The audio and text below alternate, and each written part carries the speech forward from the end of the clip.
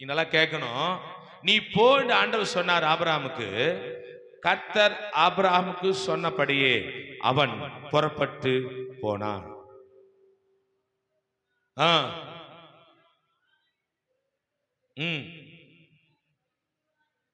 அப்போ அவருக்கு 75 வருஷமாக ஆபிரகாம் இருக்கிறத நம்ம பார்க்கிறோம். அப்போ ஆண்டவர் உன்னை எல்லாத்த விட்டு நீ போன்னு சொல்லும் போது கர்த்தர் ஆபிரகாம் சொன்னபடி அவன் புறப்பட்டு போனான். சொன்ன உடனே அந்த பிரதேசம் எப்படி இருக்கும், நான் போற பிராந்தம் நல்லா இருக்குமா, அங்க நல்லா தண்ணி கிடைக்குமா அப்படின்னெல்லாம் யோசிக்காம சொன்ன உடனே கீழ்ப்படிந்து போனான். எபிரேயர் 11ஆம் அதிகாரம் 8ஆம் வசனத்தை வாசிக்க கேட்கலாம். எபிரேயர் 11:8. விசுவாசத்தினாலே ஆபிரகாம் தான் சுதந்திரமாக பெறப்போகிற இடத்திற்கு போகும்படி அழைக்கப்பட்ட போது, பாருங்க, சுதந்திரமாக பெறப்போகிற இடத்துக்கு போகும்படி அழைக்கப்பட்ட போது முதலாவது கீழ்ப்படிந்து, யாரு கீழ்ப்படிந்து? ஏசப்பா சொன்ன வார்த்தைக்கு கீழ்ப்படிந்து. ஆமென். நல்லா கவனிக்கணுங்க. தான் போகும் இடம் என்னதென்று அறியாமல் புறப்பட்டு போனான். அல்லேலூயா. தான் போகும் இடம் என்னதென்று அறியாமல் ஆபிரகாம் புறப்பட்டு அந்த இடத்துக்குள்ள போறான். அல்லேலூயா. ஆமென். அப்பா சொன்ன வார்த்தைக்கு கீழ்ப்படிந்து, அது எப்படிப்பட்ட இடமா இருக்கணும்னு அவன் கேட்கல, யோசிக்கல. அப்பா சொன்னபடி அந்த இடத்துக்கு போனா போகிறதை நம்ம பார்க்க முடியும். அல்லேலூயா. வார்த்தைக்கு கீழ்ப்படினோம், கர்த்தருடைய வார்த்தைக்கு கீழ்ப்படினோம். கீழே வாசிங்க. ஆதியாகமம் 22ஆம் அதிகாரம். அங்க ரொம்ப காரியங்கள் நடக்கிறது. ஆனா 2ஆம் வசனத்திலிருந்து வாசிக்க கேட்கிறேன். 2 வாசிங்க. ஆதியாகமம் 22ஆம் அதிகாரம் 2ஆம் வசனம். ஆதியாகமம் 22 2ஆம் வசனம். உன் புத்திரனும் உன் நேசகுமாரனுமாகிய ஈசாக்கை நீ இப்பொழுது அழைத்து கொண்டு மோரியா தேசத்துக்கு போய் அங்கே நான் உனக்கு குறிக்கும் மலைகள் ஒன்றின் மேல்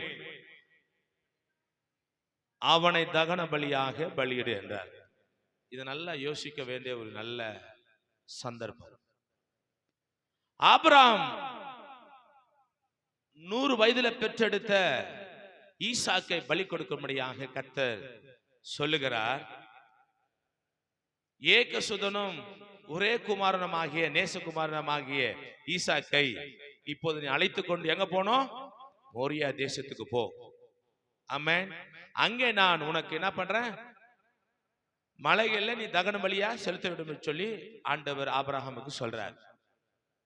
இப்போ வாக்குத்தத்தமா கொடுக்கப்பட்ட இந்த குழந்தையை தகன பலியா கொடுக்கும்படியாக ஆபிரகாம் கீழ்ப்படிந்து கொண்டு போகிறதை நாம் பார்க்கிறோம். அல்லேலூயா. இன்றைக்கு கர்த்தருடைய வார்த்தை நமக்கு நேரா கடந்து வந்து கொண்டு நல்ல யோசனை பண்ணி பாருங்க. குழந்தை இல்லாம ஆண்டவர் வாக்குத்தத்தம் பண்ணின 100 வயதுல பெற்றெடுத்ததான சாராளுக்கு அந்த மகனை ஈசாக்கை பலி கொடுக்கும்படியாக ஆண்டவர் தகன பலி கொடுக்கும்படியாக சொல்றாரு.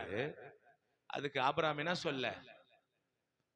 நான் போக முடியாது ஆண்டவரே, ஏன் அப்பா இத்தனை வருஷம் குழந்தை பாக்கி இல்லாம கொடுத்தீங்க, நான் போக மாட்டேன்னு சொல்லல. நானா எப்படிப்பட்டவன சொல்லி இருப்பாங்க. ஆனா ஆபிரகாம் பாருங்க, அப்பா சொன்னதை அப்படியே செய்தவனாய் காணப்பட்டான். கீழே வாசிங்க 3ஆம் வசனம். அப்பா சொன்னாரு, ஆபிரகாம் அதிகாலையில் எழுந்து தன் கைதின் மேல் சேனை கட்டி தன் வேலைக்காரரில் 2 பேரையும் தன் குமாரன் ஈசாக்கையும் கூட்டிக் கொண்டு தகன பலிக்கு கட்டைகளையும் விளைந்து கொண்டு தேவன் தன் குறித்த இடத்திற்கு புறப்பட்டு போனான். நல்லா கவனிக்கணுங்க. ஆண்டவர் ஆபிரகாமை ஈசாக்கை பலி கொடுக்கும்படியாக சொன்னாரு. சொன்ன உடனே ஆபிரகாம் அதிகாலையில தன் கைதின் மேல் தன் வேலைக்காரர்களை கூட்டிக் கொண்டு குமாரன் ஈசாக்கையும் எல்லாம் கட்டைகள் எடுத்துக்கொண்டு எங்க போறான்? அப்பா சொன்ன இடத்துக்குள்ளாக புறப்பட்டு போனான். கீழே 5வது வசனத்தை வாசி. அப்பொழுது ஆபிரகாம் தன் வேலைக்காரனை நோக்கி, நல்லா கவனிக்கணும், ஆபிரகாம் தன் வேலைக்காரனை நோக்கி, நீங்கள் கழுதையை நிறுத்தி இங்கே காத்திருங்கள், நானும் பிள்ளையாண்டமும் அவ்விடம் மட்டும் போய் தொழுது கொண்டு உங்கள் இடத்துக்கு திரும்பி வருவோம் என்றான். அல்லேலூயா. இங்க பாருங்க, அந்த விசுவாசத்தை நம்ம பார்க்க முடியும்.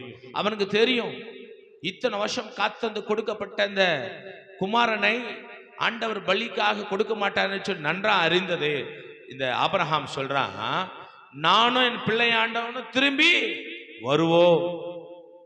ஆனா ஆண்டவர் சொன்னார், பலி கொடுக்க முடியாதான் தான் போறான். வேலைக்கார கைதை விட்டுட்டு நானும் என் பிள்ளையாண்ட திரும்பி போய் மீண்டும் வருவோம். அல்லேலூயா. 11 வாசிங்க, 11 வசனம். அப்பொழுது கர்த்தருடைய தூதரானவர், ஆபிரகாமே ஆபிரகாமே,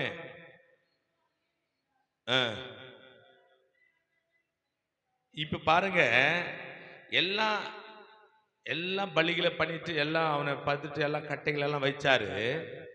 இப்போ பலி செலுத்தும்படியா கத்தவங்கிற ஒரு காரியத்தை பார்க்கும்போது உடனடி யார் வந்தது?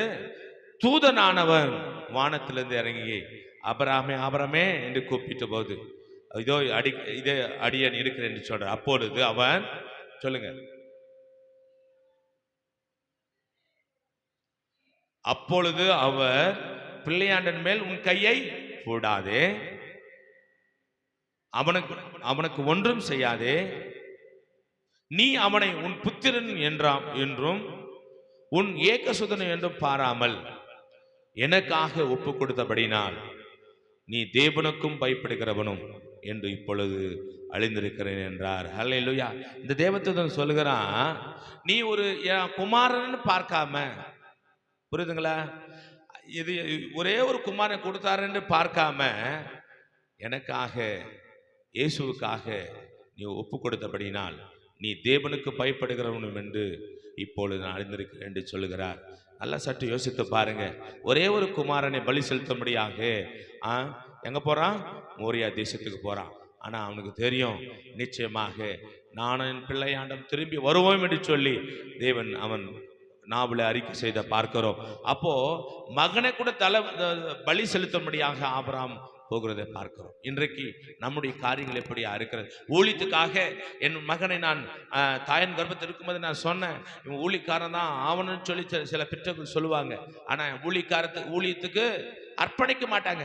நல்ல ஒரு இன்ஜினியரா மாறணும், டாக்டரா மாறணும், நல்ல ஒரு அதிகாரி இருக்கணும், ஒரு லெக்சரரா மாறணும். எல்லாருடைய எண்ணங்கள் எப்படி இருக்குது? பெற்றோர்கள் எண்ணங்கள். ஆனா ஆபிரகாம் பலி கொடுக்கிறதுக்கு கூட ஒரு தயங்கல. கர்த்தருடைய வார்த்தை கீழ்ப்படிந்து மோரியா தேசத்துக்கு போகிறத பார்க்கிறோம். அப்போ 4வது காரியம், கர்த்தருக்கு கீழ்ப்படிந்தவனாய் ஆபிரகாம் காணப்பட்டான். அல்லேலூயா, அல்லேலூயா, அல்லேலூயா. நிச்சயமாக அப்படிப்பட்ட விசுவாசத்தில் வல்லவனாய் ஆபிரகாம் காணப்பட்டான். 5வதுக்கு பார்க்கலாம். எபிரேயர் 11ஆம் அதிகாரம் 10ஆம் வசனம். தேவன் உண்டாக்கின அஸ்தி பாரங்கள் நகரத்துக்குள்ளே ஆபிரகாம் காத்திருந்தான். அஸ்தி பாரத்தின் மேலே ஆபிரகாம் என்ன பண்ணியிருந்தான்? காத்திருந்ததை நம்ம பார்க்க முடியும். வாசிங்க. தேவன் தாமே கட்டி உண்டாக்கின அஸ்தி பாரங்கள் உள்ள நகரத்துக்கு அவன் காத்திருந்தான். அல்லேலூயா. அஸ்தி பாரங்கள் இல்ல, ஆபிரகாம் என்ன பண்ணியிருந்தான்? காத்திருந்தவனாய் காணப்பட்டான். நம்ம காத்திருக்கிறதே ரொம்ப குறைவு. அப்பே இமிடியேட்டா நம்மளுக்கு எல்லா காரியங்களும் நடக்கணும். காத்திருக்கணும், பொறுமையோடு காத்திருக்கணும். அப்பதான் பெருக்கமான ஆசீர்வாதங்களை பெற்றுக்கொள்ள முடியும். அல்லேலூயா. நீ காத்திருக்கணும். எத்தனை வருஷம் நான் காத்திருக்க முடியும்? ஆண்ட சமத்துல வருவேன், விண்ணப்பிப்ப, இந்த காரியம் எனக்கு வேணும்னு சொல்லி நீ ஜெபிக்கலாம். ஆனா ஆண்டவர் அது தாமதமானாலும் பொறுமையோட காத்திருக்கணும். ஆபிரகாம் தாம் கட்டின உண்டாக்கின அஸ்திபாரங்கள் மேல என்ன பண்ணியிருந்தான்? நகரத்துக்கு அவன் காத்திருந்தவனாய் காணப்பட்டான். ஆறாவது காரியம் பார்க்கிறோம். ஆபிரகாம் தேவனை நம்பினான். அல்லேலூயா. கலாத்தியர் 3ஆம் அதிகாரம் 6ஆம் வசனத்தை వాసిக்கலாம். ఆబ్రహాం దేవుని నమ్మినవాడై మనం చూస్తున్నాం. త్వరగా చదవండి. గలాతియర్ 3ఆம் அதிகாரம் 6ஆம் வசனம். அப்படியே ஆபிரகாம் தேவனை விசுவாசித்தான், அது அவனுக்கு நீதியாக எண்ணப்பட்டது. விசுவாசித்தான் ஆபிரகாம், அது அவனுக்கு என்னப்பட்டது? நீதியா எண்ணப்பட்டது. ரோமர் 4ஆம் அதிகாரம் 3ஆம் வசனம். ரோமர் 4:3.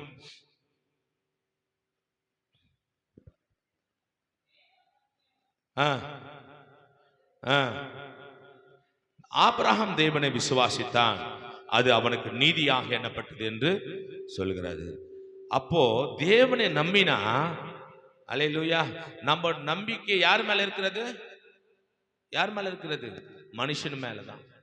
பேங்க் மேனேஜர் மேல, லோன் கொடுக்கறானே அந்த லோன் சாங்ஷன் பண்ற மேல நம்பிக்கை, புரியுதுங்களா? ஆனா அப்பா மேல நம்பிக்கை கிடையாது. ஆபிரகாம் எல்லா விதத்திலும் ஏசப்பாவை நம்பி வாழ்ந்தான்.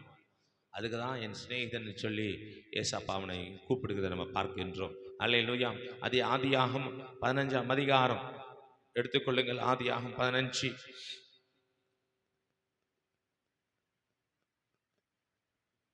1ஆம் அதிகாரம் 1ஆம் வசனம்.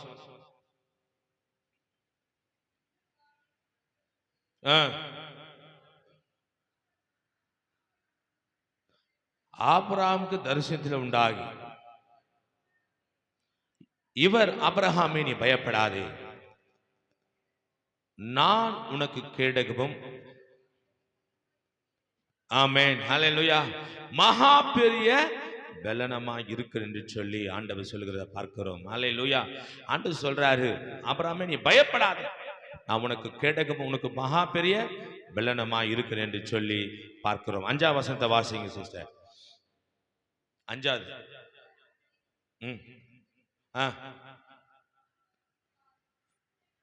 பாருங்க.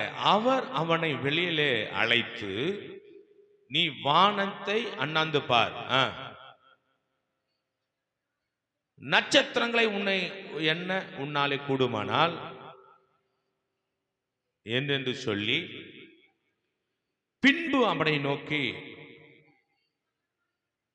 ஆமென் ஹல்லேலூயா, ஆபிரகாம் பார்த்து வெளியே கொண்டு வந்து, இந்த நட்சத்திரங்களை போல உன் சந்ததி நான் பெருக பண்ண என்று சொல்லி வாக்கு பண்ணுகிறார். அப்போ ஆண்டவர் நிச்சயமாக ஒரு சந்ததியை பெருக பண்ணிதான் இன்றைக்கு ஆபிரகாமை கர்த்தர் வழி நடத்தி வந்தார். 6ஆம் வசனத்தை வாசிங்க. அவன்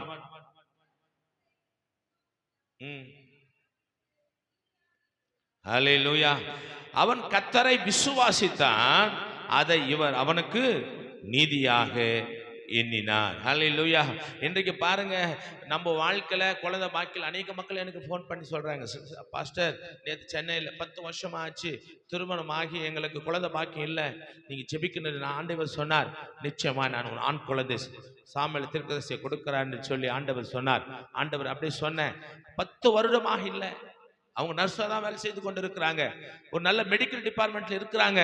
ஆனா அந்த கர்ப்பத்தின் ஆண்டவர் கொடுக்கிறது தான் இலவசமாக கொடுக்கிற தெய்வம், அவர் நிச்சயமாய் கொடுப்பார். அல்லேலூயா. வாக்கு பண்ணின தேவன் வாக்கு மாறாதவர். அப்போ ஒரு 10 வருஷமே காத்திருக்க முடியல. 75 வயசுல இருந்து 25 வருஷமாக காத்திருந்த ஈசாக்கை என்ன பண்றாங்க, பலி கொடுக்கும்படியாய் கொண்டு போகும்போது கூட அவன் என்ன பண்ணல, கர்த்தருடைய வார்த்தை கீழ்ப்பணிந்து கொண்டு போகிறதை நம்ம பார்க்கிறோம். அல்லேலூயா. குழந்தை இல்லாம அவங்க என்ன பண்றாங்க, என்ன ஏசப்பா எங்க ஜெபத்தை கேட்க மாட்டாரா, நாங்கள் ஜெபிக்கிறோம், உபவாசம் போட்டு ஜெபிக்கிறேன், ஆண்டவருக்கு உண்மையா தான் இருக்கிறேன், வேலை ஸ்தலத்தில் உண்மையா செய்றேன், ஏன் பாஸ்டர் இந்த கஷ்டம் என்று சொல்லி அநேக மக்கள் முறுமுறுக்கிறார்கள். ஆனா ஆபிரகாமிடத்தில் எந்த முறுமுறுகளும் இல்லை.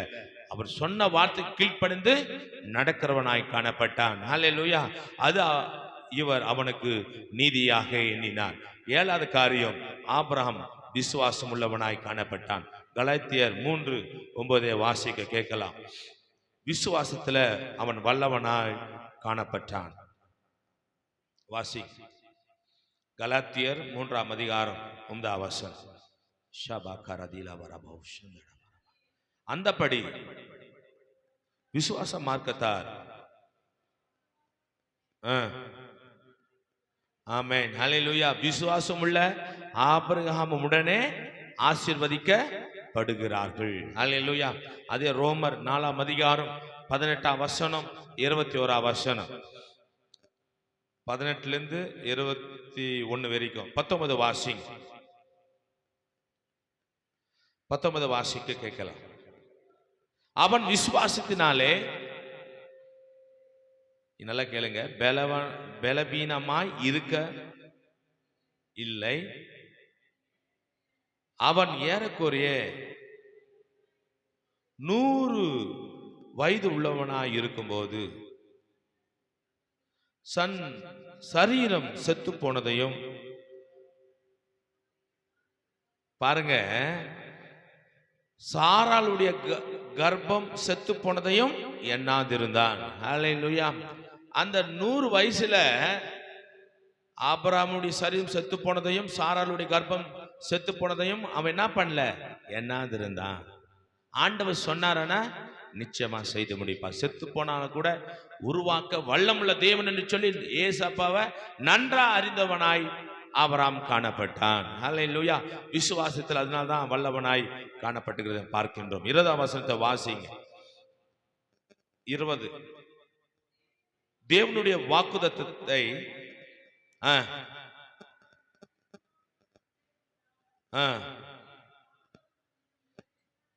தேவன் வாக்குத்தத்தம் பண்ணினதை நிறைவேற்ற வல்லவராய் இருக்கிறார் என்று இங்க பாருங்க. இதுதான் தேவன் வாக்குத்தத்தம் பண்ணினதை நிறைவேற்ற வல்லவராய் இருக்கிறார் என்று முழு நிச்சயமாய் நம்பி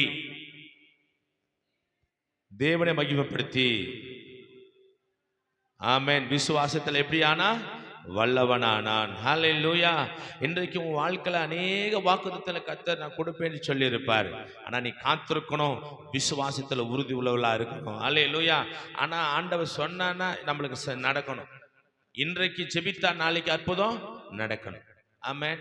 எத்தனை பேருக்கு எத்தனை வருஷமா காத்திருந்தாலும் அந்த ஆசீர்வாதம் பெறாம இருக்கலாம். ஆனா கர்த்தருடைய சித்தம் ஒரு நாள் இருக்கும். அந்த நாட்களிலே அந்த ஆசீர்வாதத்தை நீங்கள் பெற்றுக்கொள்ள முடியும். ஹல்லேலூயா.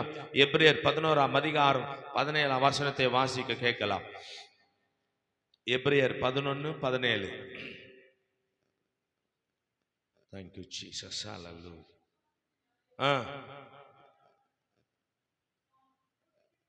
மேலும் விசுவாசத்தினாலே ஆபிரகாம் தான் சோதிக்கப்பட்ட போது ஆமென் ஹல்லேலூயா. போது நிறுத்துங்க. ஈசாக்கை பலியாக ஒப்பு கொடுத்தான். ஆமென். விசுவாசத்தினால் ஆபிரகாம் சோதிக்கப்பட்ட போதும் ஈசாக்கு என்ன பண்றான், பலி கொடுக்கும்படியாக ஒப்பு கொடுக்கிறதை நம்ம பார்க்க முடியும். நிச்சயமாக ஆபிரகாம் உள்ள விசுவாசம் உள்ளவர்களாக நாம் இருக்க வேண்டும். ஹல்லேலூயா. எந்த காரியம் நம்ம நினைப்போம் இவ்வளவுதான் முடிஞ்சிச்சு, நம்ம காரியம் எவ்வளவுதான், இதுக்கு மேல இல்லைன்னு நினைப்போம். ஆனா அதுக்கு மேலதான் கர்த்தர் நம்மளுக்கு வாழ்க்கையை வச்சிருக்கிறார். அதுக்கு மேலதான் கர்த்தர் நம்மளை நேர்த்தியாக நடத்தி கொண்டு போவார். ஆனா நம்ம நம்பணும், விசுவாசத்துல உறுதி உள்ளவளா இருக்கணும். எது நடந்தாலும் பரவாயில்ல. நம்ம வாழ்க்கையில எத்தனை போராட்டம் வரட்டும், பிரச்சனை வரட்டும், என்ன பண்ணக்கூடாது, சோர்ந்து போகக்கூடாது. அப்பாவை நம்பி நீ போகும்போது கர்த்தர் உன்னை ஒருபோதும் கைவிட மாட்டார். அது எபிரேயர் 11ஆம் அதிகாரம் 1ஆம் வசனத்தை வாசிக்க கேட்கலாம். எபிரேயர் 11:1. உறுதியும் காணப்படாத நிச்சயமாக இருக்கின்றது. 6ஆம் வசனம். 6ஆம் வசனம்.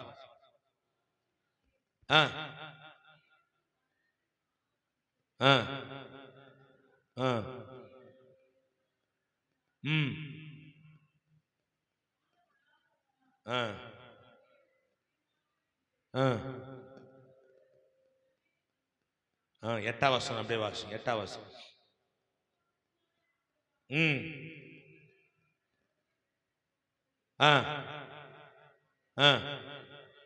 கீழ்ப்படிந்து